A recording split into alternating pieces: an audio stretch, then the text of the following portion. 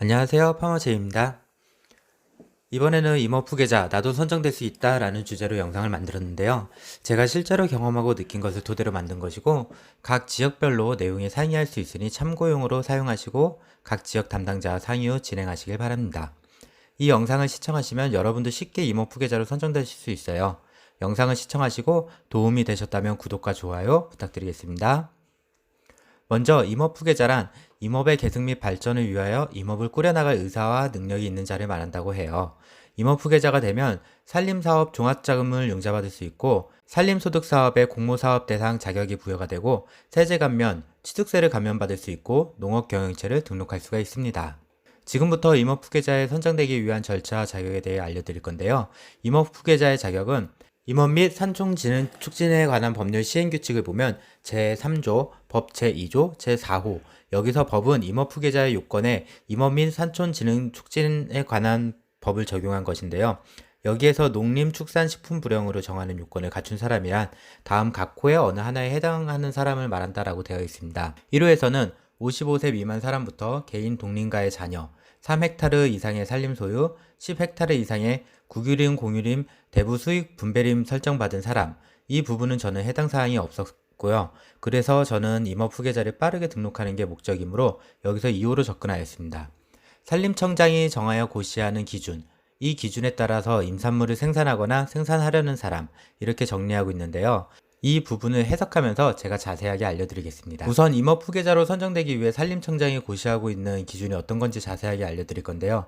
산림청 고시 제2021-6호 2021년 1월 19일 일부 개정된 임업 후계자의 요건 기준을 살펴보면 임업 후계자 요건 기준 첫 번째로 임산물 소득원의 품목별 임업 후계자 요건의 기준이 있어요.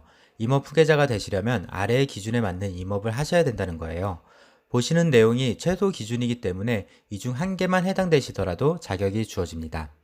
간략하게 설명드리면 산림사업용 종자 또는 산림용 묘목은 3,000제곱미터 이상 재배포지 소유 또는 임차하고 있는 자, 수실류는 식재면적 10,000제곱미터 이상에서 밤을 생산하고 있거나 재배하려는 자, 또는 식재면적 3,000제곱미터 이상에서 지원 대상 품목의 수실류 중 하나 이상의 품목을 생산 또는 재배하려는 자, 버섯류는 원목 53제곱미터 이상 또는 재배시설 1000제곱미터 이상에서 지원 대상 품목을 생산 또는 재배하려는 자, 산나물류는 3000제곱미터 이상의 토지에서 지원 대상 품목의 산나물을 생산하고 있거나 재배하려는 자, 약초류는 3000제곱미터 이상의 토지에서 지원 대상 품목의 약초를 생산하거나 재배하려는 자, 약육류는 식재면적 3000제곱미터 이상에서 지원 대상 품목의 약육류 품목을 생산하고 있거나 재배하려는 자, 수목부산물류는 잎을 채취하기 위해 식재면적 2000제곱미터 이상에서 두충 또는 청밀해요.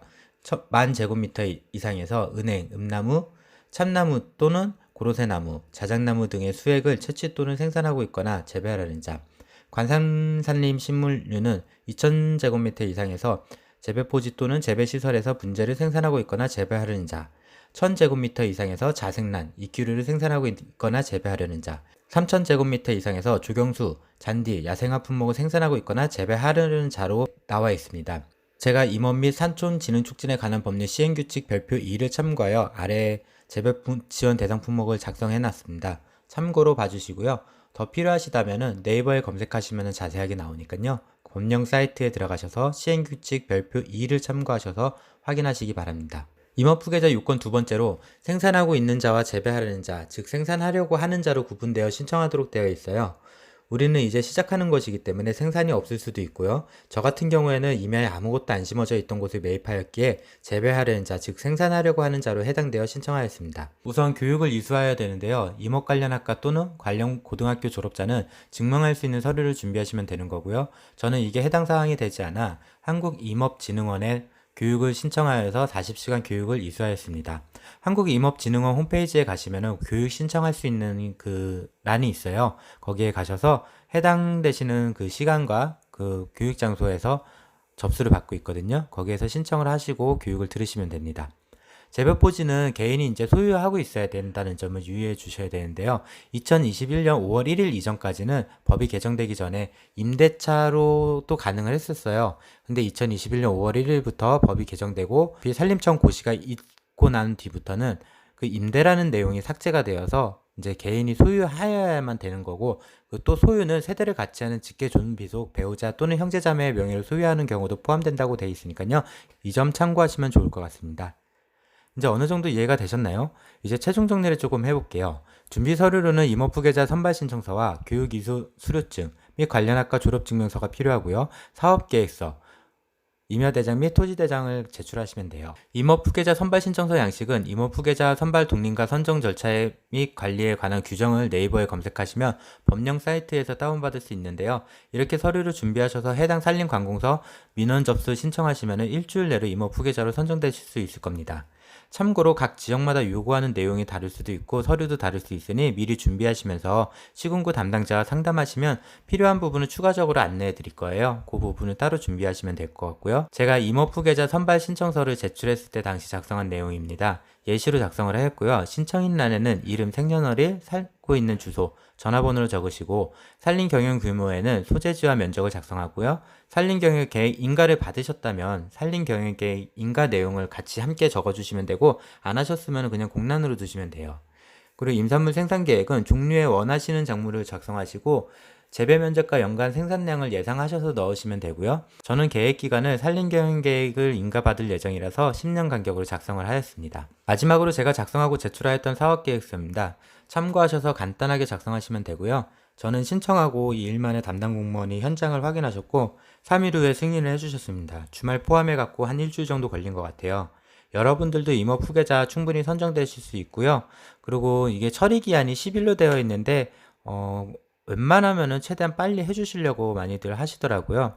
이제 각 시군구 담당자하고 자주 연락을 하시면서 소통을 조금 하시는 게 좋을 것 같아요. 이 사업계획서는 작성하는 건 되게 간단하게 작성하시면 돼요. 사업명이 들어가고요. 저 같은 경우는 단기소득 임산물 생산이라고 했고 표고버섯과 산마늘, 특용작물 이렇게 적었고요. 사업기간은 2021년부터 2030년까지 10년간 기간을 두고 이제 사업을 하겠다라고 표기를 하였고요. 임업후계자 인적사항에는 신청서에 작성했던 것처럼 이름과 주소, 연락처, 산지 소재지를 작성하시면 되고, 변경사업 추진 방향 및 일정, 자금 조달 계획, 사업비 투자 계획, 생산물 판매 계획은 초기, 중기, 단계 형식으로 이제 작성을 하시면 돼요.